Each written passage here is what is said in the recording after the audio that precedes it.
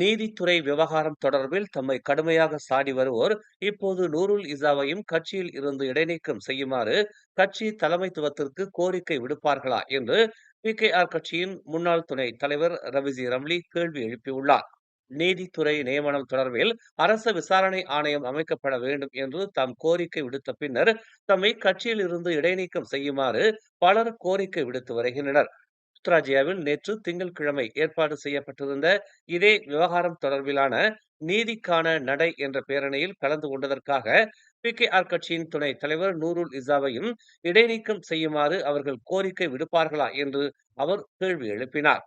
நூருல் இசாவின் நடவடிக்கை கட்சியை ஒரு தர்ம சங்கடமான நிலையில் கொண்டு போய் வைத்துள்ளது என்று அவர் தெரிவித்தார். மேலும் செய்திகளை தெரிந்து கொள்ள தமிழ் மலர் நாளிதழை பாருங்கள். உடனுக்குடன் செய்திகளை தெரிந்து கொள்ள தமிழ் மலர் இணையதளம், தமிழ் மலர் செயலி மற்றும் மலர் டிவி யூடியூப் சேனலை வலம் வாருங்கள். எங்களோடு இணைந்திருக்க மலர் டிவியை பதிவு செய்து கொள்ளுங்கள். உறவுகள் மகிழ்ந்திட விருப்பம் மற்றும் பகிர்வு சேவையை சொடுக்கிடுங்கள்.